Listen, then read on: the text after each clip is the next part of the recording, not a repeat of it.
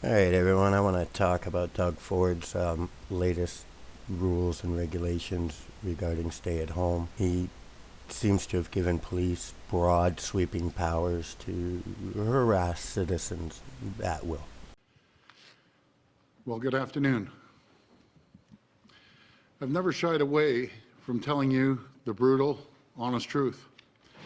Never shied away from tough decisions. And today, I'm here to do just that. As both the Premier and Minister Elliott stated, COVID-19 projections are moving in a dangerous direction across Ontario. With our hospital system experiencing devastating pressures as a result of sharp upward trends in hospitalization and intensive care unit capacities, it is essential that people respect the stay-at-home order and follow public health measures. This is a critical moment in Ontario's response to this deadly virus, and every single person in Ontario has an important role in protecting our communities. Unfortunately, some people continue to attend gatherings and leave their homes for non-essential reasons. As a government, it is our responsibility to take action to address non-compliance and prevent further transmission of COVID-19. That is why, after consulting with public health experts, we have made the deliberate decision to temporarily enhance police officers' authority for the duration of the stay-at-home order. Moving forward, police will have the authority to require any individual who is not in a place of residence to, first, provide their purpose for not being at home and provide their home address. Police will also have the authority to stop a vehicle to inquire about an individual's reason for leaving their residence. They've made a deliberate decision to enhance police powers, to question citizens, demand their address, demand the why not at their home. This really, really rubs me wrong. It should rub you really wrong too. And I know a lot of you sheeple are going to say, well, it's for the better of everyone, just do what they say and we'll get over it.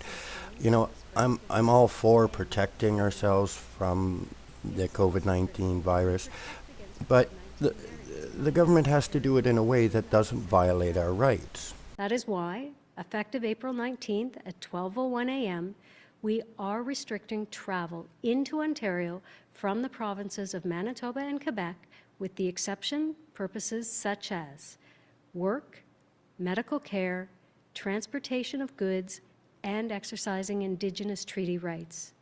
Should an individual not have a valid reason to enter Ontario, they will be turned back.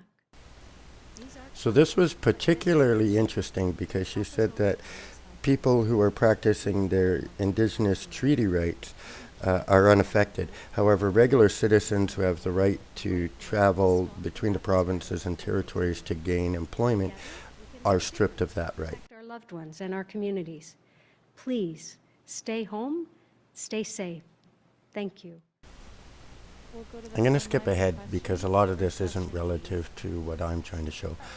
But I will go ahead to the question period where reporters are asking relevant questions. Thanks for taking my question. I'm wondering about these new police powers to just randomly stop someone walking down the street or to pull over a car. What happens if a person refuses to answer the police questions? Pass that to the Solicitor General. So by issuing these new additional enforcement measures, it allows police officers to ask the person why they are not at their place of residence and what their place of residence is. And specifically to your question, if you are not willing to comply, then you are breaking the law, and there is an option for the police officer to issue a ticket. Thank you. Follow-up? How much is the ticket? And also, if someone sees their neighbors breaking these new regulations and having a party in their yard, that sort of thing, should people call police on their neighbors? So in terms of the ticket cost, that of course is set by the Chief Justice. Currently, if you break an order under the EMCPA, then it is $750, as I understand it. In terms of people calling to snitch, to inform. Look, we all have a personal responsibility. I'm going to stop her right now because she's starting to go in a direction beyond the scope of this video.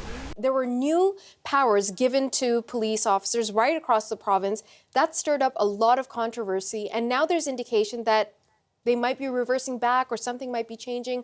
What are you hearing? There is some indication, Natasha, that there are going to be some changes made. So just to remind everyone of what those new powers are exactly. So police can stop both pedestrians and motorists. They can ask people to provide their home address and to give a reason for why they're outside the home. If it's determined that people are outside their homes for non-essential reasons, and they can be issued tickets of $750. And if they refuse to comply, they can be arrested and they can be charged. So those were the powers that were given to police just yesterday. And of course, all day today, there's just been this growing list of police organizations across the province, from Niagara to Sudbury, Ottawa to Peel and Toronto, saying that they had no intention of randomly stopping people and asking them why they were outside their homes. But there was still a lot of concern that legally, police were allowed to do that. There is some sort of expectation that these new powers that were just announced about 24 hours ago, that they could be modified. And this is coming from the Ontario Association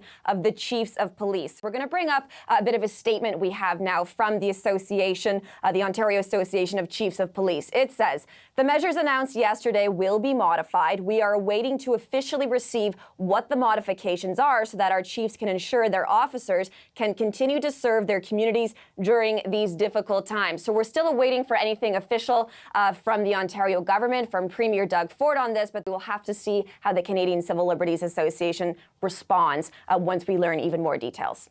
It's scary to me that our government tried to do this to us, and now they're retracting because certain groups are fighting back for you, fighting back for me, and fighting back for everyone. It's scary what they're trying to do. Who knows what they'll try next? But we can't allow them to do these kinds of things to us.